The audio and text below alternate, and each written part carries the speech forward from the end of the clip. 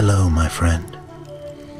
Today I will tell you another long-forgotten legend. Close your eyes and let the magic transport you to Middle-earth. Our journey begins.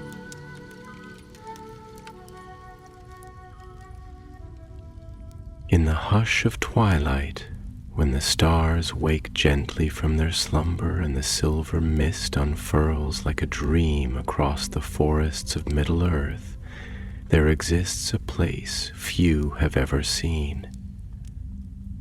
A land untouched by war or the greed of kings, where the trees whisper secrets to the wind and the rivers sing to the moon. It is a place hidden deep beneath the emerald canopies of Erenborn, a forest so old that even the elves, who remember the first dawn, speak of it only in half-formed memory. Here, beneath the roots of ancient oaks, among the glow of lantern-lit hollows, live the Tinglins, neither elf nor hobbit, nor even dwarf, but something older, something softer than stone and lighter than leaf. They are the keepers of forgotten tales, the silent scribes of Middle-earth's long and winding story, and they do not often seek the company of others. To the world beyond their veiled glades, they are a whisper, a myth, and yet myths have a way of stirring when the wind changes. Far beyond the Tinglins' hidden sanctuary, in the land of Gondor, a scholar named Callandir sat hunched over a parchment, his candlelight flickering against the midnight dark walls of the library. He was a man of quiet devotion, not a warrior nor a king's counselor, but a seeker of truths buried beneath dust and time. While others forged swords, he forged understanding, threading together lost fragments of history as a weaver might mend the torn cloth of an heirloom tapestry. It was in the yellowed pages of an ancient tome, one left forgotten in the deep vaults of Minas Tirith, that Callandir first read the name of the Tinglins. A name whispered in old tongues, appearing only in the margins of forgotten scrolls, as though the writers had wished to etch them into memory, but feared the consequences of speaking their existence aloud. They who remain beyond the sight of men and elves, keepers of the hush before the dawn. That night, as the city slept beneath the watchful gaze of the moon, Callandir traced his fingers over the parchment's faded words, his breath caught between wonder and doubt. He had spent his years unearthing the remnants of the past, songs of Numenor's downfall, records of battles fought and kingdoms lost to time. But this was different. For if the Tinglins still lived, if they had truly lingered in the shadows of Middle-earth while ages passed like falling leaves, then their knowledge would be beyond measure. They would hold truths older than Gondor itself, and truth, Callandir had always believed, was the rarest and most precious treasure of all. So, in the days that followed, he prepared. He gathered his maps, traced the rumored edges of Erenvorn where few dared tread, and bid farewell to the library's quiet halls. The journey would be long, the forest deep and secretive, but the call of the unknown had already wrapped itself around him like a cloak. What he did not know, what no book could have warned him, was that his quest would set into motion something greater than he could ever have imagined. For far away, beyond the veil of mist, Asira stirred from uneasy dreams. Beneath the hollow of a great willow, where the roots wound together like the fingers of an old storyteller weaving a tale, Ithelwyn opened her eyes. The glow of her lantern flickered against the polished wood of her dwelling, casting long, silver shapes across the walls. Her breath was steady, but the air around her was thick with the remnants of something unseen, something vast. A vision. She had seen the stranger before he had even set foot upon the road, seen the tangle of paths he would walk, the quiet resolve in his eyes, the way his hands traced the edges of old maps with the reverence of one seeking not gold, but wisdom. And she had seen the shadow that followed him. Ithelwen rose, pressing her palm against the wooden frame of her dwelling, feeling the heartbeat of the trees through the grain. The forest whispered to her, not in words, but in the rustle of leaves and the sigh of branches bending toward the unseen. Something old was waking, something that should have remained forgotten. And in the heart of Erenvorn, where no man had tread in countless years, the Tinglins listened. That night, as the first threads of dawn wove their golden light through the trees, Calendir took his first step into the mist. The road to Erenvorn was unlike any other Calendir had traveled, and not only for the solitude it offered. It was a road forgotten, a path swallowed by time, one that had been carved when Middle-earth was still young and the stars sang to the first wanderers who walked beneath them.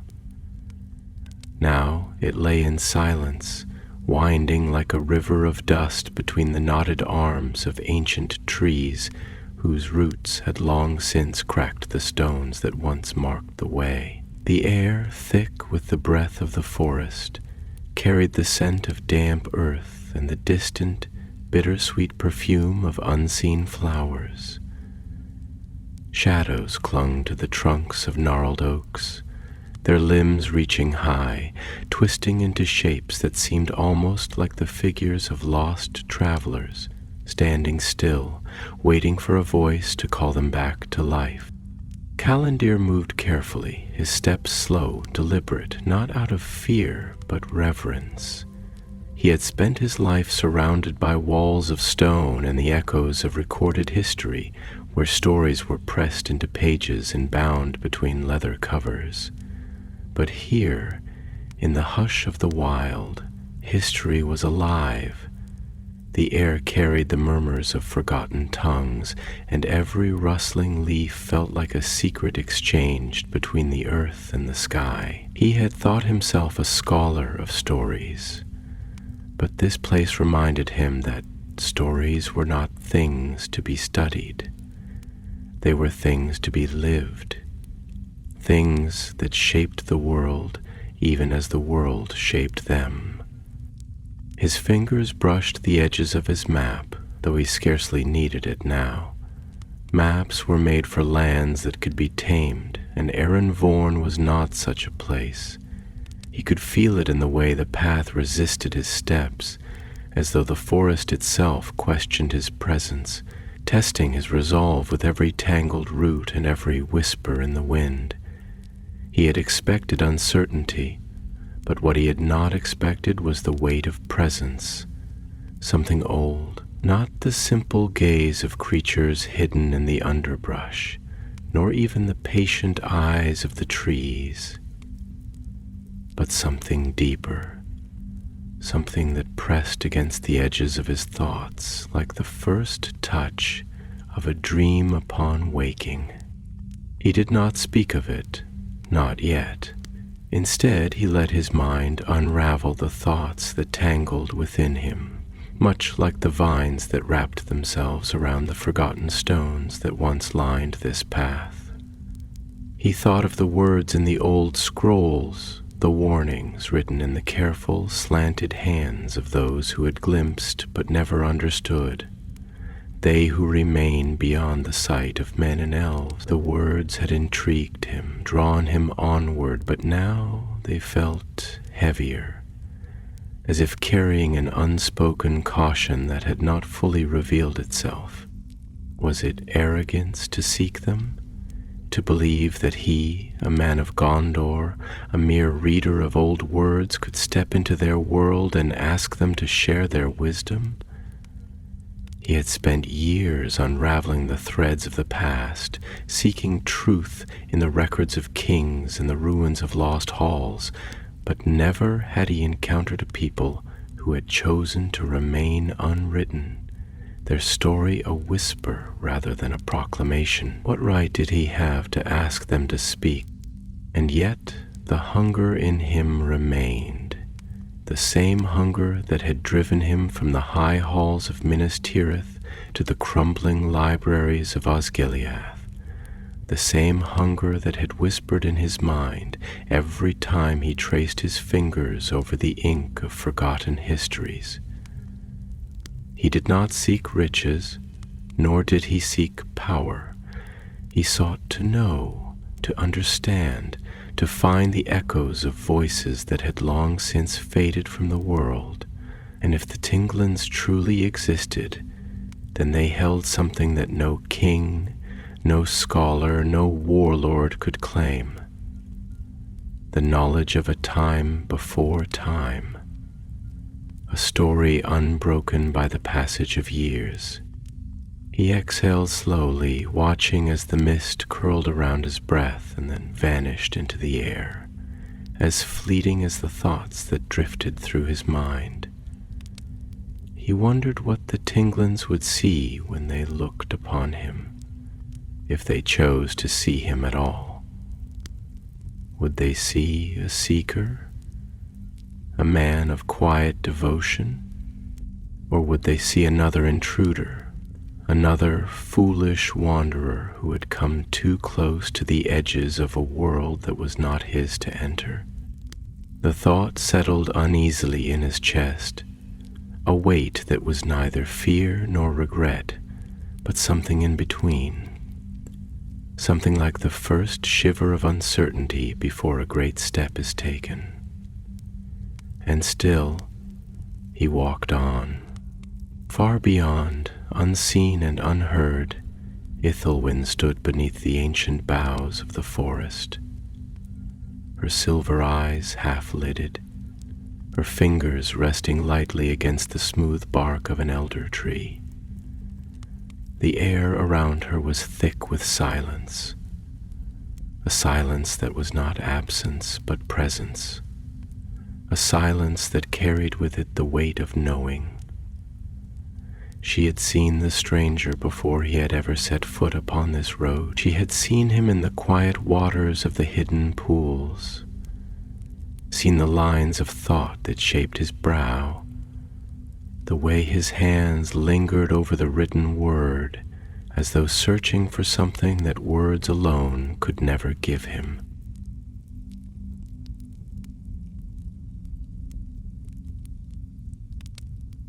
And she had seen what followed him. The forest had whispered its warnings, not in fear but in sorrow. Something old stirred beyond the veil, something that had waited, patient and unyielding, for the right moment to slip through the cracks of the world. The stranger was not its cause, but he was its catalyst. He was the thread that, once pulled, would begin to unravel what had been carefully wound. Ithelwyn did not fear the stranger, but she feared what his presence would awaken. Softly, almost imperceptibly, she murmured to the tree beneath her fingertips, her voice a ripple in the stillness. The wheel turns. The branches above her shivered, though no wind passed through them. She stepped back, lifting her gaze to the stars barely visible through the thick canopy above. The air carried the scent of moss and damp leaves, the lingering sweetness of night-blooming flowers, and beneath it all, something fainter, something almost forgotten, the trace of a story waiting to be told. The Tinglins had long since chosen to remain in the quiet corners of the world, to let history pass over them like water over stone. But history had a way of finding those who thought themselves hidden, and the stranger was already walking toward them. The hush of the deep woods was not an empty silence, nor was it the mere absence of sound. It was something fuller, something laden with meaning, as though the very air carried the weight of forgotten voices and the echoes of songs that had once drifted between the trees when the world was still young. The scent of damp earth rose from the moss-covered ground, mingling with the fragrance of leaves turning gold with the slow march of autumn. Overhead, the great boughs of oak and beech intertwined like ancient fingers clasping in quiet contemplation, filtering the light into shifting patterns of gold and green upon the forest floor. Somewhere beyond sight, water moved in unseen streams, its murmurs a gentle counterpoint to the sighing wind that stirred through the canopy, whispering secrets in a tongue older than any that men had ever spoken. Callandir moved through this world with the reverence of one who understood that he was an intruder, a passerby in a land that had not been made for him. He did not hurry, nor did he force his way forward. Instead, he let the forest set the rhythm of his steps, pausing when the air seemed to shift, listening when the wind carried something just beyond his hearing. There was no straight path here, no clear way forward. The trees formed corridors that twisted and doubled back upon themselves, and where the light was brightest, the way seemed to vanish entirely, as if the land itself wished to remain unknown to those who did not belong. And yet, despite the feeling that the forest watched and measured him, he felt no fear. There was something ancient here, something vast, but it was not hostile. It was as though the very air was filled with the presence of something patient, something that had chosen to remain unseen, but was nonetheless aware of him, watching, waiting, deciding whether he was worthy of the knowledge he sought. As he walked, his mind wandered, following the threads of thought that had drawn him here. He had spent his life searching for truth, but truth, he had learned, was not always a thing that could be held or measured.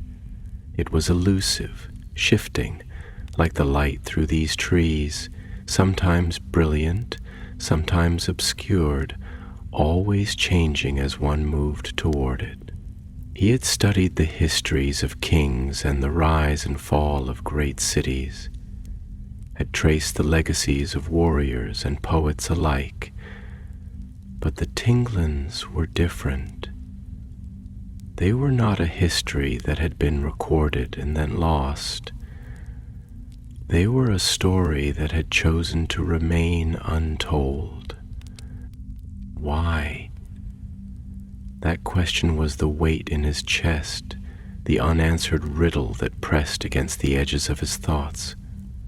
Had they hidden themselves because they feared the world, or had they turned from it out of something deeper? Disillusionment, sorrow, the quiet wisdom of those who had seen too much?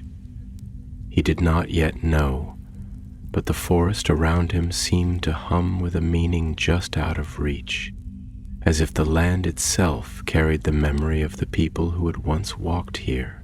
He had been walking for hours when he first saw the lights, faint at first like distant stars trembling between the trees. They shimmered with a golden glow that pulsed as though breathing.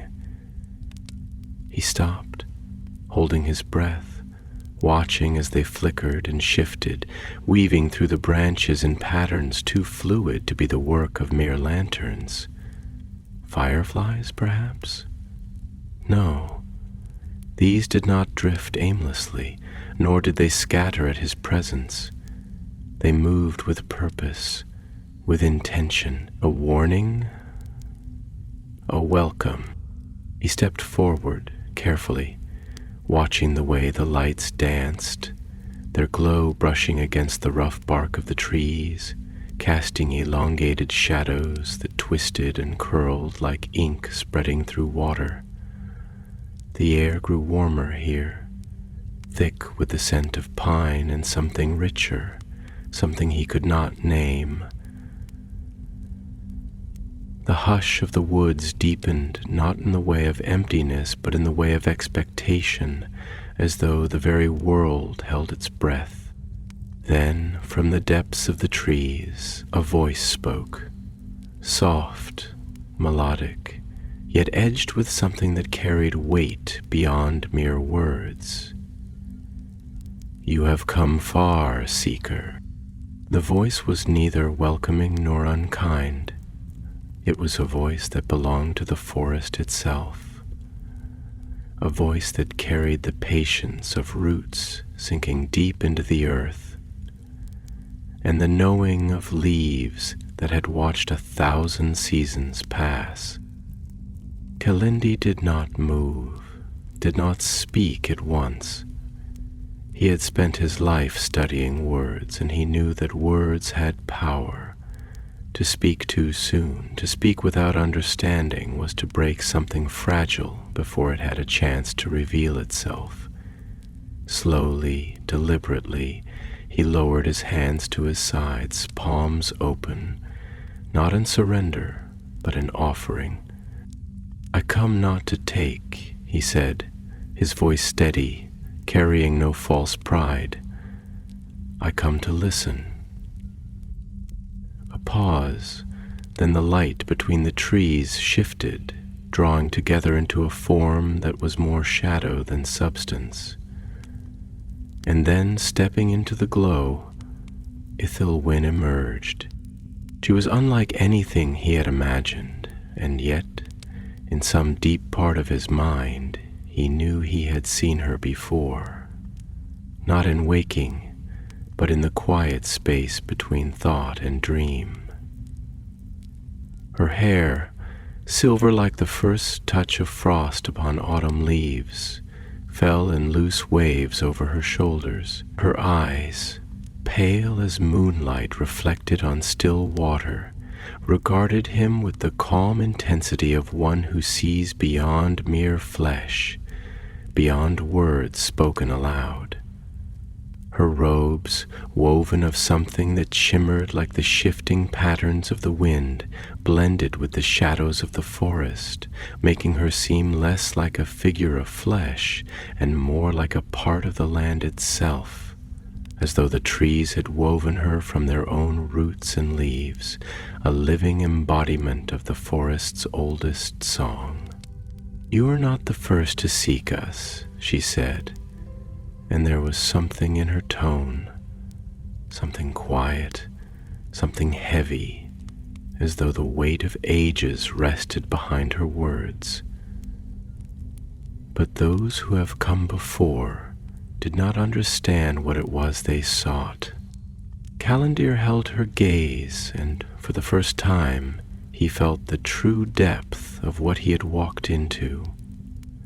This was no mere meeting of scholar and hidden people, no simple exchange of questions and answers. This was something deeper, something that reached beyond words, beyond knowledge. "Then let me understand," he said, his voice quiet but firm, not through words alone, but through what lies beneath them. A flicker of something. Surprise, amusement, crossed Ithilwyn's face, but it was gone in an instant, replaced by something unreadable, something that seemed to weigh him in ways he could not fully grasp. She studied him for a long moment, the silence stretching between them not as emptiness but as something rich with meaning. Then slowly she turned, gesturing for him to follow. "Come, seeker," she said, and there was a thread of something softer in her voice now, something that carried the faintest echo of sorrow. "There is much for you to learn, but you must first understand the cost of knowing." And as the lights guided them deeper into the heart of the forest, Callandir felt, for the first time, the true weight of what he had sought. For knowledge was never free, and the deeper one walked into the unseen, the more the unseen would change them. The passage through the forest was no mere walk beneath the branches. It was a slow immersion into something older than time itself, as if with every step, Callandir was stepping deeper into a story not yet fully written, yet somehow ancient beyond reckoning. The trees loomed taller here, their trunks gnarled with the passage of centuries, their roots entwined beneath the earth in vast, secretive conversations that only the deep places of the world could understand. The light that filtered through the canopy was not the golden light of open fields, nor the pale glow of starlit plains, but something softer, something filtered through leaves that seemed to drink it before allowing it to touch the ground. It was a light of memory, of quiet things long held and never spoken, and as Callandir followed Ithilwen, he felt that he was walking not only through space, but through time itself.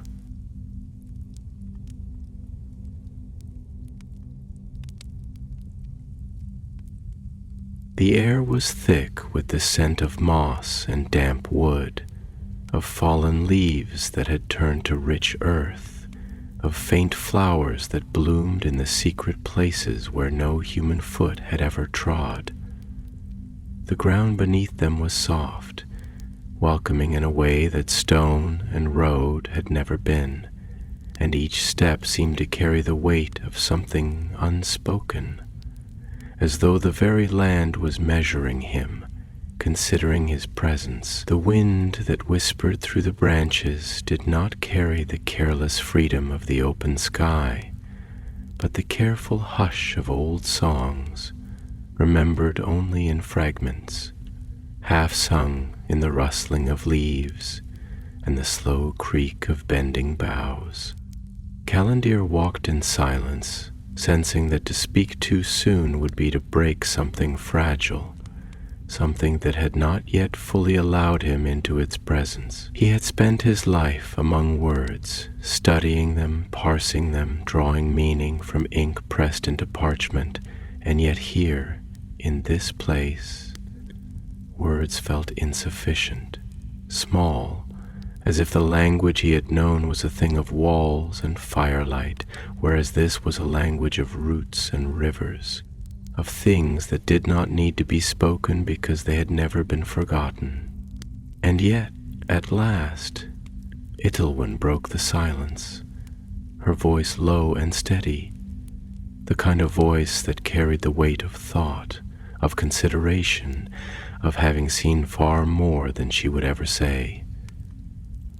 "You speak of understanding," she murmured, and though she did not look at him, he knew that she was aware of the questions that lingered in his mind, the silent hungers that had led him here. "You speak of listening, of knowing, but tell me, Callandir of Gondor, what is it that you seek to know? Is it only history, the past laid out in words you can take back with you? Or is it something more?" He hesitated, not because he did not have an answer, but because he knew that here, in this place, his answer could not be given lightly. He had spent years searching, following the threads of lost knowledge, piecing together fragments of a world that had once been whole, and yet for all his seeking, he had never asked himself if knowledge alone was enough. "I have studied the histories of kings and warriors, the records of battles fought and lands lost, the rise and fall of empires that believed themselves eternal, he said slowly, his voice quieter than he had expected, as though the weight of the forest around them demanded. I have read of the great cities of Numenor before the sea swallowed them, of the songs the elves once sang beneath the light of the two trees, of the deeds of men who sought to carve their names into the world so they would not be forgotten. And yet, for all the records that have been kept, for all the stories that have been told, there are things missing, things that were never written down, things that exist only in the spaces between what has been remembered. He paused, exhaling slowly, watching as the mist curled from his breath and was swallowed by the air around them. The Tinglins are not like the other peoples of Middle-earth. You do not live in the records of men or elves, nor do you shape the fate of kingdoms with war or counsel. You exist outside of what has been written, outside of what has been told. And that is what I seek. Not just knowledge, not just words to carry back with me, but understanding. Why did you choose to remain hidden? Why did you step out of the world's memory as if to become part of the land itself? Ithelwen was silent for a long time, and when she spoke again, her voice was softer, though no less firm. You believe that because we are not spoken of, we are hidden, that because we do not shape the world in ways you understand, we are apart from it. But have you considered that what is written is not always what is true, that what is remembered is not always what is real? She stopped then, turning to face him fully, and in the dim light of the forest, her eyes gleamed with something unreadable, something that carried the depth of rivers that had carved mountains, of roots that had burrowed so deep into the earth that even time had forgotten where they began. You have spent your life searching for what was lost. Callandir held her gaze, and for the first time he felt the true weight of what he was asking. He had thought himself a seeker of knowledge, a gatherer of truth, but what if knowledge itself was not always a thing to be found? What if there were stories that were not meant to be told, not because they were forgotten, but because they were not for those who had not lived them? And yet, for all the weight of her words, for all the warning he could hear beneath them, he knew he could not turn back now. The hunger in him was not one of greed, nor of simple curiosity. It was something deeper, something that had driven him long before he had ever known the name of the Tinglins, something that whispered that there were pieces of the world that did not belong to history books, that did not belong to the rulers of lands and the keepers of records, but to those who understood that the world was not made of things that could be owned, but of things that could only be known in the quiet places, where no one had thought to look. I do not ask to take, he said at last, his voice steady despite the questions that now weighed against his ribs. I ask only to understand, and if there are things that must remain untold, then let me understand why. Ithelwen studied him for a long moment, her gaze searching, measuring. Then slowly she nodded, and though her expression did not soften, something in the air around them shifted, as if the trees themselves had exhaled a breath they had been holding. Very well, Seeker, she said, turning once more to walk deeper into the trees. Then let us begin. And as the forest closed around them, as the mist curled in the spaces between the branches, Calendir knew that he was walking not just into the heart of Erin Vorn, but into something far greater, something vast and unseen, something that would not simply be learned, but lived. The path deepened, and with it, so too did the silence. It was not the silence of absence, but the silence of presence, of something unseen listening, of something waiting. The air was heavy with the scent of damp earth and fallen leaves, rich with the perfume of unseen blossoms that grew in the hollows of trees and in the forgotten folds of moss-laden stones. The light, already dim beneath the woven canopy, seemed to shift in a way that was not natural, bending, swaying, as though it were something living, something sentient, something aware of their passage. The deeper they walked, the more the world around them changed, not in shape nor in the substance of trees and earth, but in feeling, in weight, as if the very fabric of the forest had thickened around them, drawing them into a place that was not wholly of Middle-earth, not wholly of time as he had known it. Calendir felt the change settle over him like mist creeping into his lungs, soft but undeniable, a presence that did not press against him with force, but with something deeper, something woven into the very air he breathed. The trees grew taller here, their trunks wide enough that a dozen men could not have circled them with outstretched arms, their roots twisting into the earth in patterns that seemed deliberate, not chaotic, as if the land itself had once been shaped by something older than hands, older than any craft of mortals or even elves. The hush of the place was different now.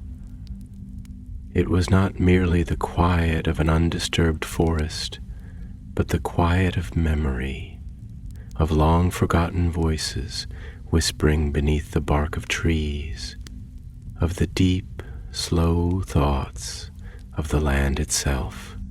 He had thought himself prepared, thought that his years of study, his search for lost truths, had given him some understanding of what he sought. But this was different. This was not knowledge bound in ink or carved into stone. This was something alive.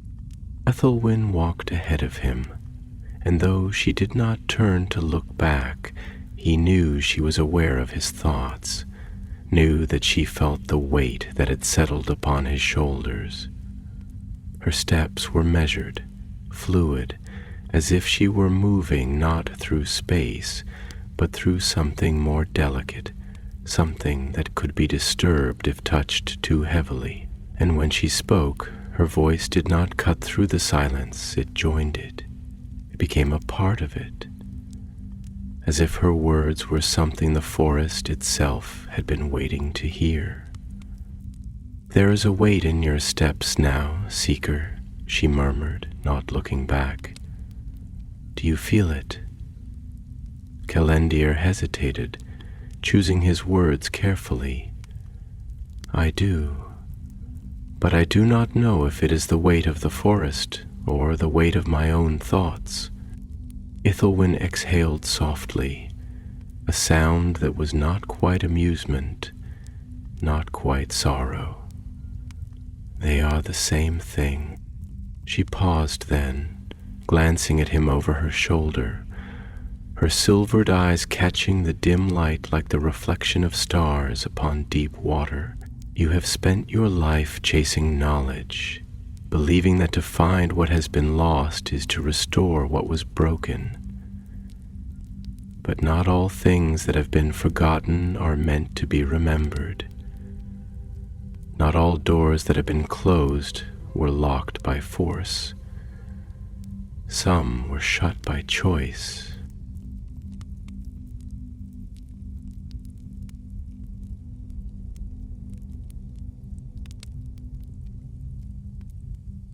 Calendir felt something tighten in his chest, not in anger nor even in frustration, but in the slow, creeping recognition of a truth that he had never allowed himself to consider.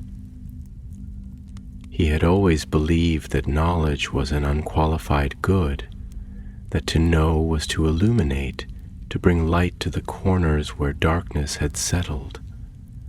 But now, in the hush of this place, beneath trees that had stood longer than any kingdom he had ever studied, he wondered, what if knowledge was not always a light?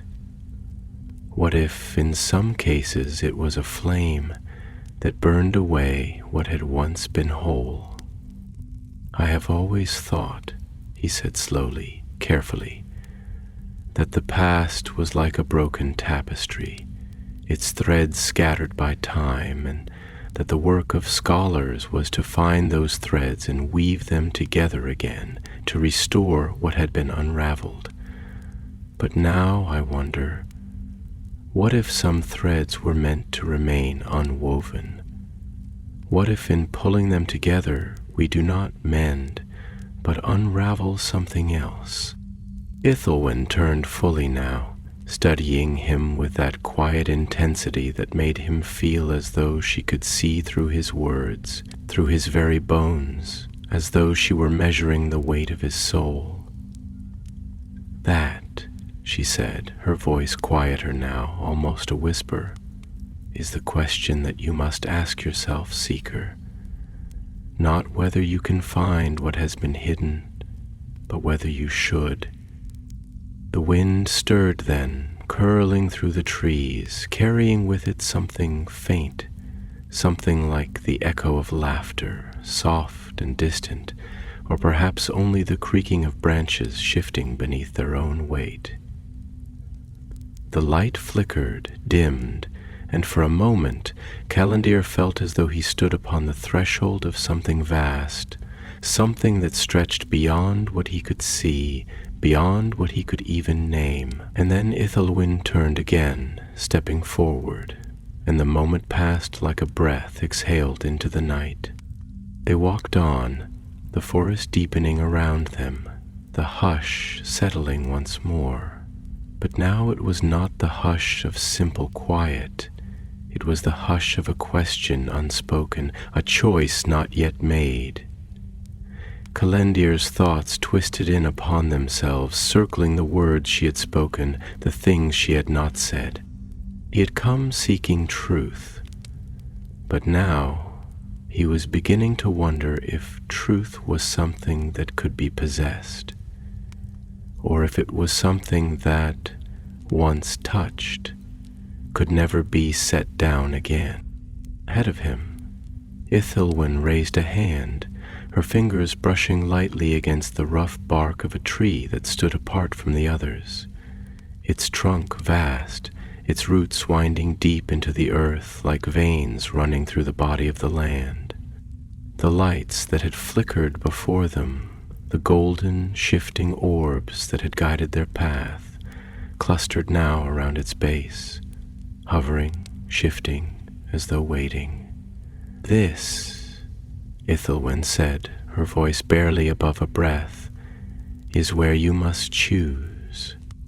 Calendir swallowed, the weight in his chest settling deeper, not fear, not yet, but something close to it, something like the first tremor of understanding before understanding becomes certainty. He stepped forward. The forest watched. Calendir hesitated, standing before the great tree as though the very air around it had thickened, pressing against him, waiting to see if he would move forward or turn away. The golden orbs of light that had guided them flickered, shifting in the dimness like embers caught in a slow-burning wind, their glow pulsing with a rhythm that was neither entirely natural nor entirely alien, as if they were something between thought and flame. The roots of the tree stretched outward like the veins of the land itself, curling and twisting into the earth with an intricacy that suggested not mere growth, but intention, as though the tree had not simply risen from the soil, but had been shaped by time, by memory, by something unseen that had left its mark upon the world. He did not know why, but he felt that if he were to reach out and press his palm against the bark, he would feel more than the roughness of wood. He would feel something deeper, something ancient, something that pulsed with the slow heartbeat of the forest itself. And yet, Ethelwyn watched him, silent, unreadable, her silvered eyes catching the dim light as though they held the reflections of 1,000 unseen stars. She did not press him forward, did not command nor encourage. She only stood, waiting, as though she knew that this moment was not one that could be forced, only chosen. At last he exhaled, his breath curling into the air like mist. "What is this place?"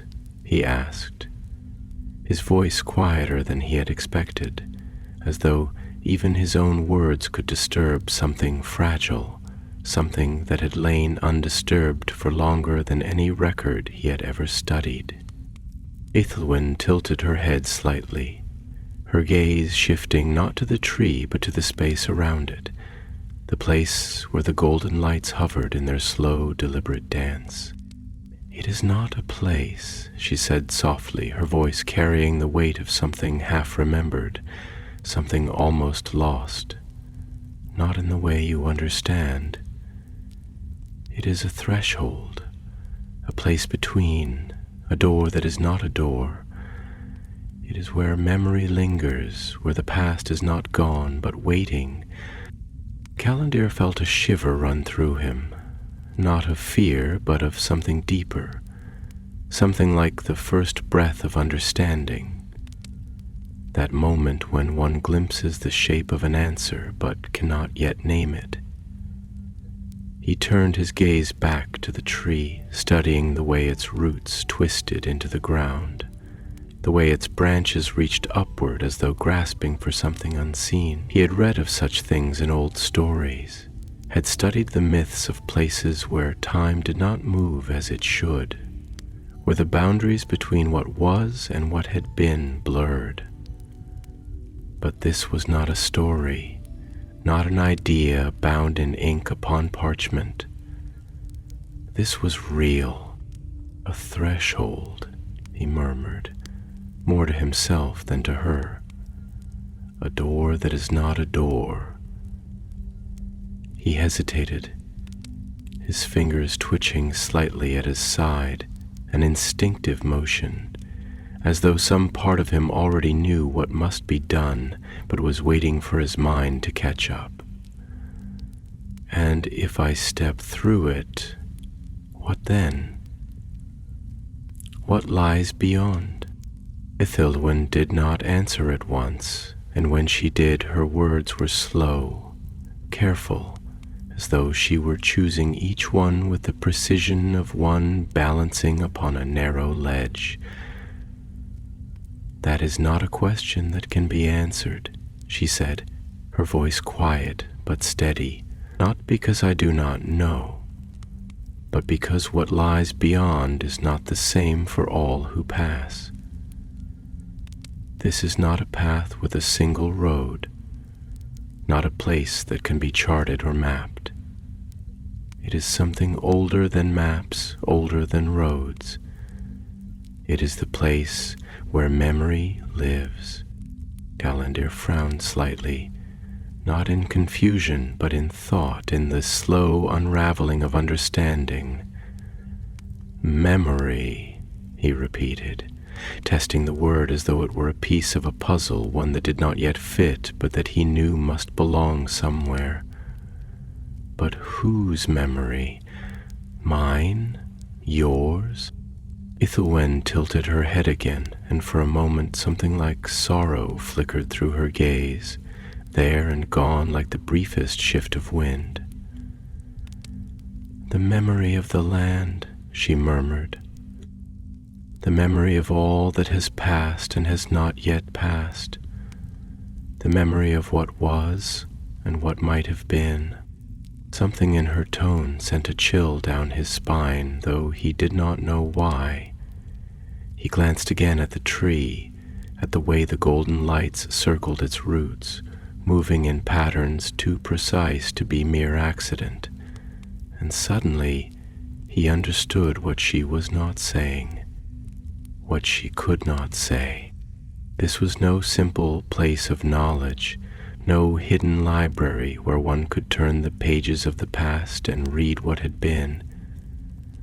This was something far greater, something far more dangerous. This was not just memory. It was the past itself, alive, waiting, listening. And if he stepped forward, if he placed his hand upon the bark, he would not merely see the past. He would step into it. The realization settled over him like a weight, and for the first time, he felt a flicker of hesitation, not from fear of what he might find, but from the knowledge that there were some things that could not be undone, some doors that, once opened, could never be closed again. He turned his gaze back to Ithelwen, searching her face for some sign, some guidance, but she only watched him, waiting, her expression unreadable. And in that moment he understood that she would not decide for him, that this was a choice only he could make. The past was not a thing to be taken lightly. It was not a thing to be possessed, nor to be studied from a safe distance. It was a living thing, a force that shaped all who touched it. And once he crossed that threshold, he would no longer be merely a scholar of history. He would be part of it. Slowly he exhaled, closing his eyes for a brief moment, feeling the weight of the choice settle over him like the hush before a storm. And then, without another word, he stepped forward, reaching out, his fingers brushing against the rough, ancient bark of the great tree. And the world around him dissolved. The forest vanished, the trees, the sky, even the ground beneath his feet. Everything fell away, as if he had stepped not into space, but into time itself, into something deeper, something vast. The air around him was thick, not with mist, not with shadow, but with something unseen, something that moved like water but carried no weight, something that pulsed with the rhythm of forgotten voices, of whispers too faint to hear. For a moment he was nowhere, and then he was somewhere.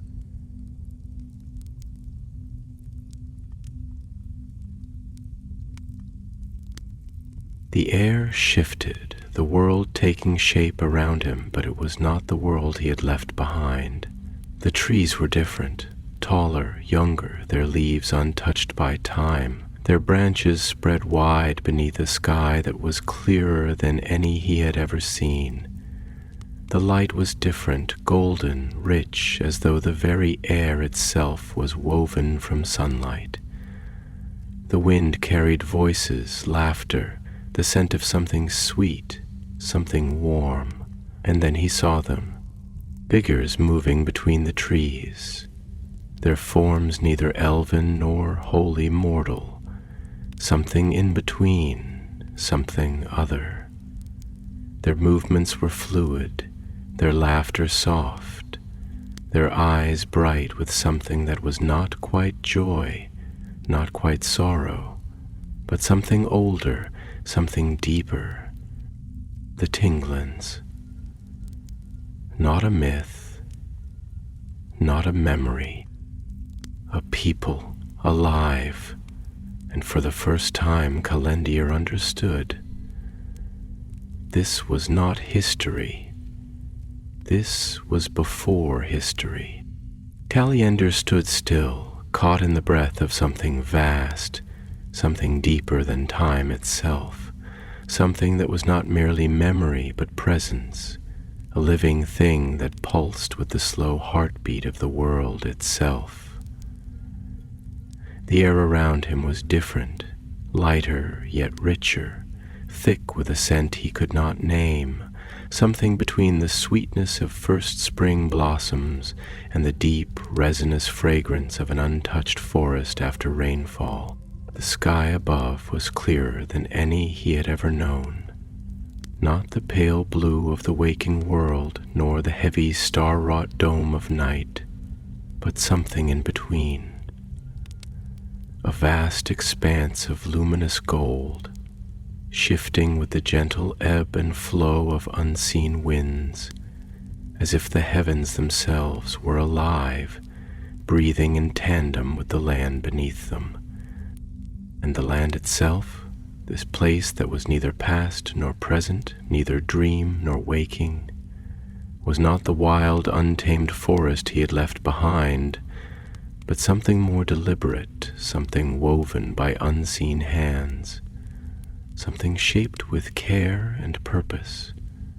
Trees rose impossibly high, their trunks smooth and straight, their canopies spreading wide like sails catching the breath of some unseen tide. They stood not in tangled chaos, not as the forests of Middle-earth, where root and branch warred for space, but in a harmony so perfect it felt like a song made flesh, like a dance frozen mid-measure. Their leaves shimmered not merely with the reflection of the strange golden sky, but with a light of their own, as though each one held within it a fragment of dawn. Beneath his feet the ground was not the damp earth of the deep woods, not the shifting dust of traveled roads, but something softer, like moss yet firmer, like stone yet alive. It pulsed faintly beneath him, as if responding to his presence, acknowledging him, recognizing something in him that even he did not yet understand. And in the air, drifting like the scent of old parchment in a forgotten library, was the faintest murmur of voices, not speaking, not singing, but something between the two, a language that was not meant for the tongue but for the soul, a language that was woven into the wind, into the rustling of leaves, into the distant hum of unseen rivers. And then there were them, the Tinglins. He had expected something small, something slight, something delicate, perhaps creatures no taller than hobbits, hidden folk who had fled from the world and kept to the shadows of trees. But these were not shadows. These were not whispers of a forgotten people, not echoes lost to time. These were something greater, something stranger, something wholly other. They moved between the trees with a grace that was not merely movement, but something deeper, something woven into the very fabric of the land itself. They did not simply walk, they flowed, as though they belonged to the air as much as to the earth, their limbs moving like the bending of branches in a soft wind, their robes, if they could be called robes, woven from something that did not seem like cloth, but rather the very light of the sky, shifting and glimmering, fading and returning like ripples upon the surface of a still lake. Their faces were unlike any he had seen, neither wholly elven nor wholly human, but something in between, something lost between the worlds of men and the undying lands of Aman. Their features were fine, sharp, yet softened by something ageless, something that did not belong to the lines of time that cut across mortal faces. Their skin shimmered faintly in the strange golden light, not as though it was made of light, but as though it remembered it, as though it had once been bathed in the glow of something greater, something now lost. And their eyes held the weight of things unspoken, of knowledge too deep for words, of memories that stretched not merely across years, but across ages, across the very turning of the world itself. They looked upon him not with the curiosity of one who sees a stranger, not with suspicion nor welcome, but with something far older, something that made him feel for the first time the true weight of his presence here. Not an intruder, not a guest, a witness. For a long moment none of them spoke, and yet the air between them was thick with meaning, thick with something that did not require words to be known. And then, at last, one of them stepped forward. She was taller than the others, her robes woven with threads of silver that seemed to catch the very breath of the wind itself, shifting as though they were spun from mist and starlight. Her hair, darker than the others, fell long and unbound over her shoulders, shimmering faintly where the golden light caught it, like the last breath of twilight before nightfall. Her gaze met his, and in that moment he felt something shift within him, something deeper than understanding, deeper than language. "You have come," she said, and though her lips moved, the words were not merely sound. They resonated through him, settling into his very bones, not merely spoken, but given, like a gift placed into his hands. Calendir swallowed, the weight of his journey pressing upon him now in ways he had not expected. "I have," he said, and his own voice felt small in comparison, human, fragile, like something that had been carved from stone, while hers had been shaped from wind and water.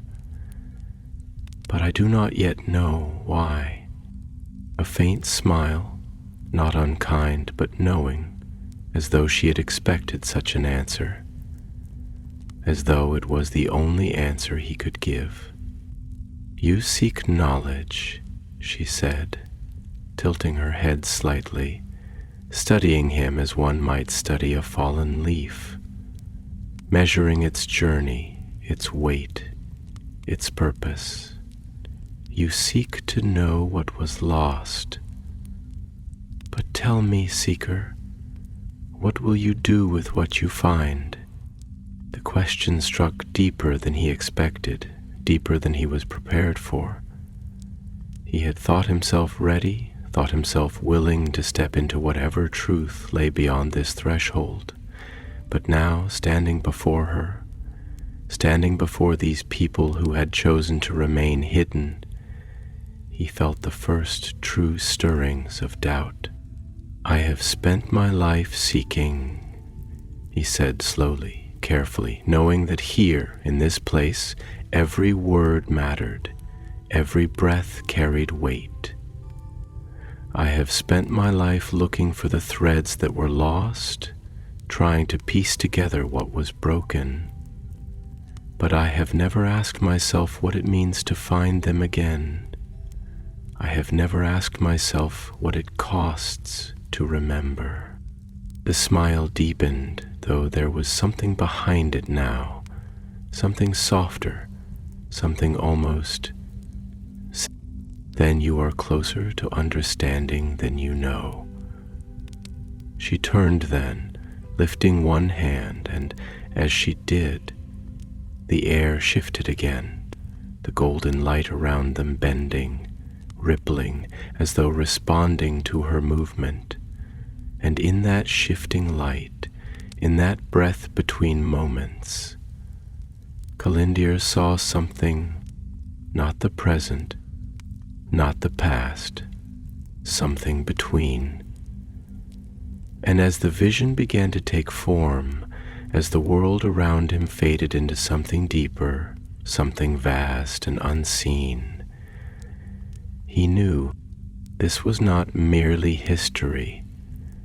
This was the story before history, and he was about to see it unfold. The air thickened, not with mist or shadow, but with something deeper, something more elusive. A quiet tremor of time itself, a slow unfurling of something vast, something unseen.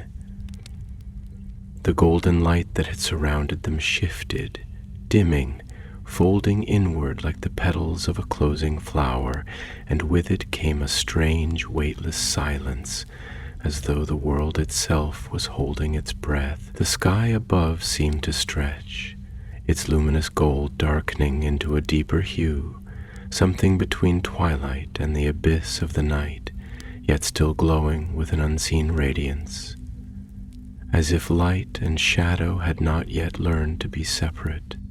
Callandir felt the weight of it pressing upon him, not as a burden, but as a presence, as though he were being drawn into something far greater than himself, something that had always been waiting for him to arrive. The world did not dissolve as he had expected. It did not shatter into vision nor fade into dream. Instead, it shifted, seamlessly, fluidly, as though he were not moving through time, but merely stepping from one room to another, as if the past had never truly left, only hidden itself beneath the thin veil of the present, waiting for someone to look closely enough to see it. And now he saw.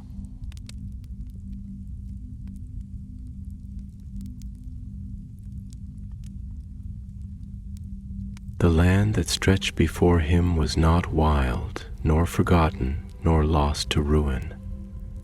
It was whole, untouched by the turning of years, shaped by hands that had not yet been forgotten by history.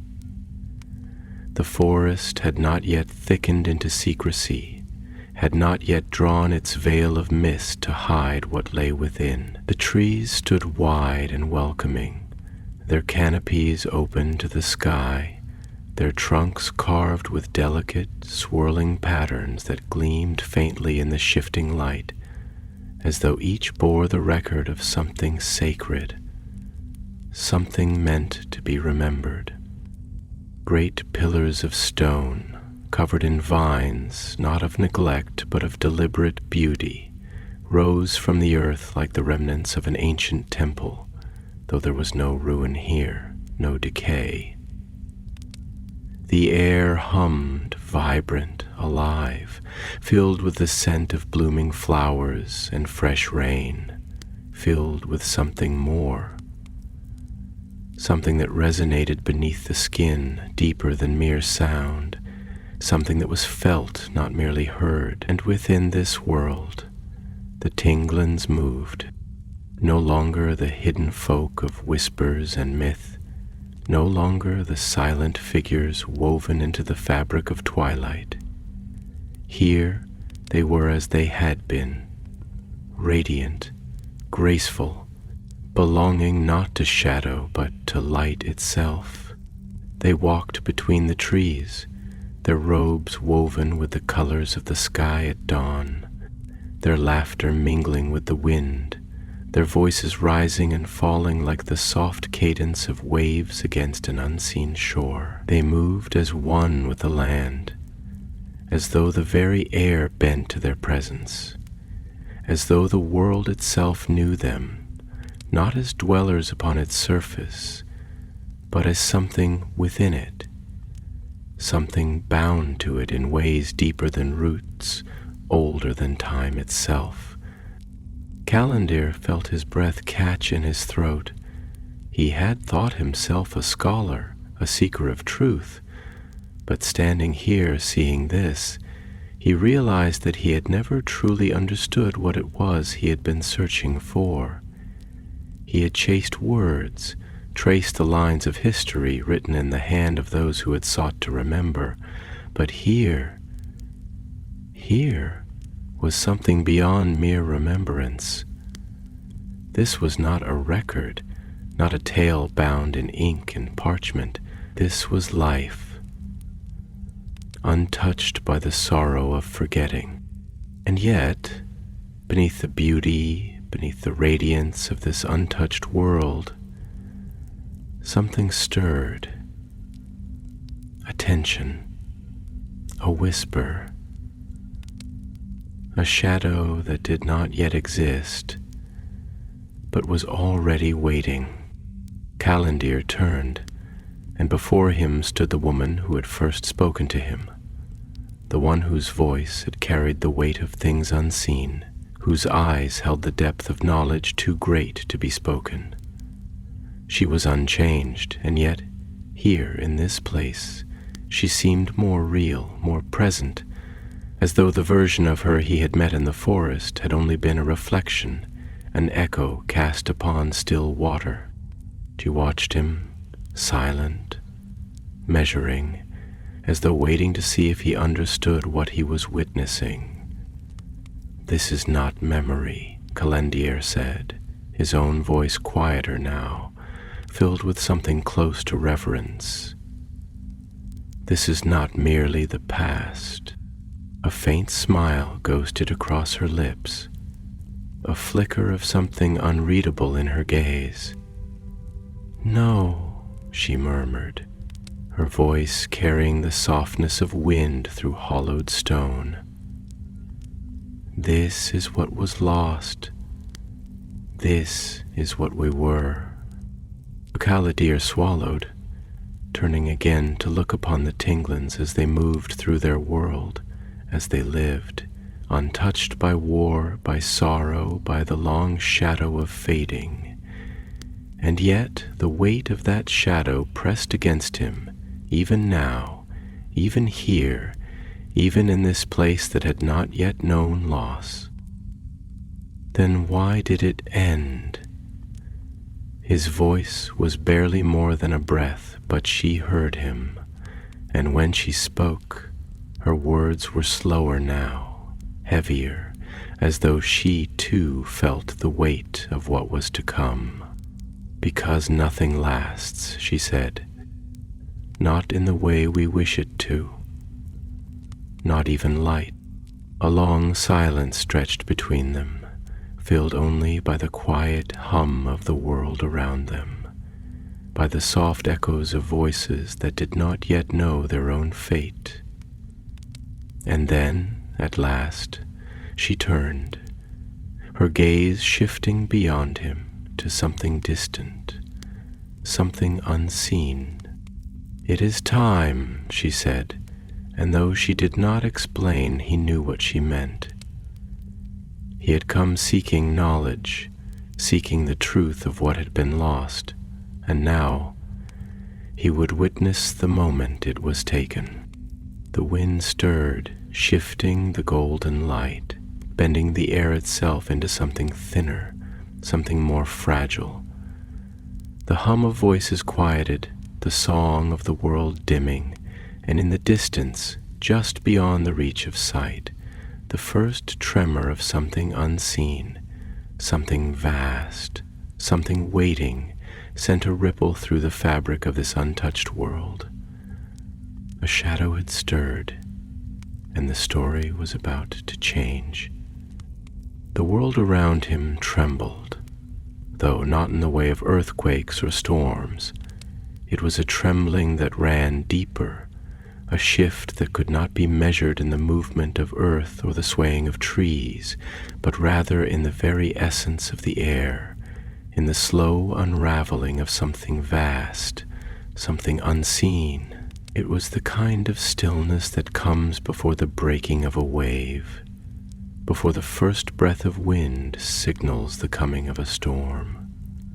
An expectancy, an ache in the fabric of the world itself, as if time was holding itself together by the thinnest of threads, waiting for the moment it could no longer resist what was to come.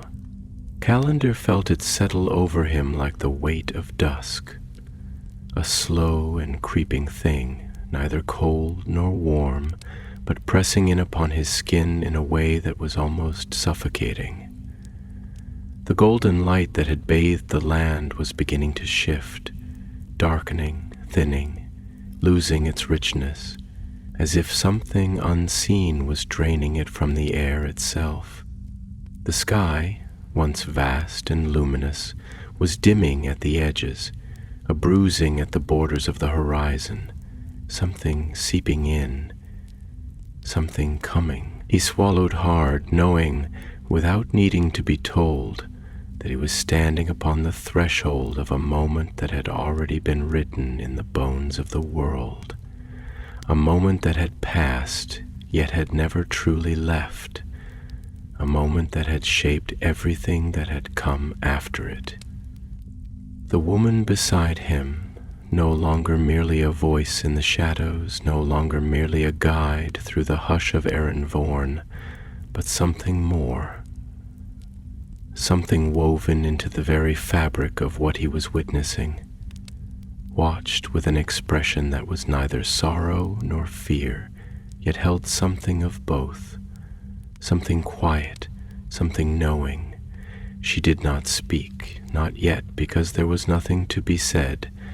This was not a story to be explained. This was something that had to be lived. And then the wind shifted. It was subtle at first, nothing more than a whisper, a ripple through the trees, a change in the breath of the air, but it carried with it something that had not been there before. A scent, faint yet undeniable, something foreign to this place, something that did not belong to the richness of untouched soil and sun-warmed stone.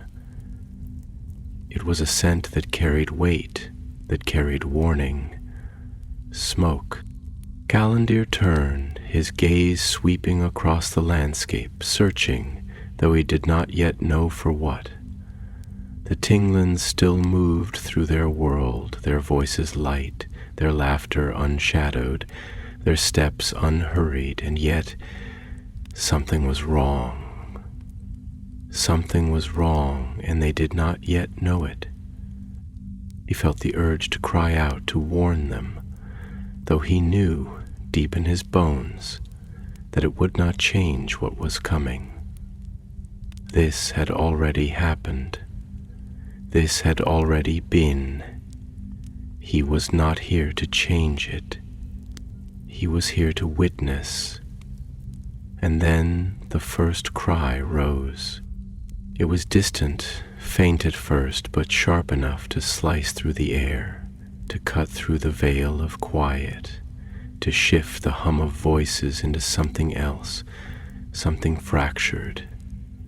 The laughter faltered, the movement slowed, heads turned toward the horizon, toward the place where the golden sky had begun to darken, where the first tendrils of black smoke were beginning to coil upward like the fingers of some unseen hand reaching toward the heaven. A hush fell, not the hush of peace, not the hush of reverence, but the hush of realization, the hush of something cracking, something breaking. And then the shadows came. Not shadows cast by the trees, not the natural darkness of dusk, but something other, something deeper, something that carried weight and intent. They moved through the trees like oil upon water, figures shifting, flickering, coming forward with purpose, with hunger. They did not belong to this place. They had never belonged to this place. And yet, here they were. The Tinglins did not scream. They did not cry out in panic. But there was fear now, sharp and sudden, blooming like fire in dry grass, spreading in the widening of eyes, in the way feet hesitated, in the way breath was caught and held. There was no war here. No armies, no battlements raised in defiance of an enemy's march, This was not a kingdom built for battle. This was a place that had never needed walls, and now, for the first time, they were realizing the cost of that. Callandir felt his heart pound against his ribs, not because he was afraid, not because he did not know what was coming, but because he did know, because he could feel the inevitability of it pressing against him like a tide that could not be held back. He had spent his life chasing knowledge, searching for what had been lost, but this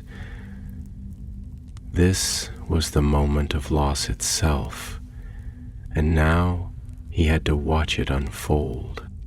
The first flicker of flame burst in the distance, a small thing at first, nothing more than a single spark against the fading light. But it grew, it spread, twisting and curling, leaping from branch to branch, consuming the edges of this untouched world with the hunger of something that had been waiting for this moment. The smoke thickened, rolling forward, swallowing the golden sky, turning it black, and then the first figure fell. Callandir could not move, could not breathe. This was not a battle, this was not war, this was something else, something crueler, something colder. It was a claiming, a taking, a thing that was not done in the name of conquest, but in the name of erasure. This was not a people being defeated. This was a people being unmade. The shadows moved through them, swift, relentless, silent in their destruction, tearing through the light, swallowing it whole. He could see the Tinglins fighting, resisting, but it was not the resistance of soldiers, not the battle of those trained for war. It was the desperate, instinctive resistance of those who had never known such things, who had never needed to fight, who had never believed that the world would turn against them in this way. And as he watched, he understood. This was why they had vanished.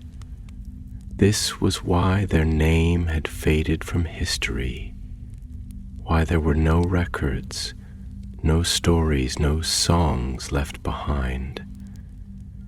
Because they had not simply fallen, they had been silenced, erased, wiped from the world so thoroughly that even the memory of them had been buried beneath time itself. And as the fire roared, as the golden sky darkened into night, as the land that had once been so full of life was consumed in shadow and flame, Callandir realized with a sharp and sudden certainty that he was not merely witnessing the past. He was witnessing a warning, and the world he had left behind, the world of men, of elves, of all those who still believed themselves safe, was closer to this fate than they could ever know. The last thing he saw before the darkness swallowed everything was the woman's face. The woman who had brought him here, her silver eyes filled not with fear, not with sorrow, but with something deeper, acceptance. And then the world fell away.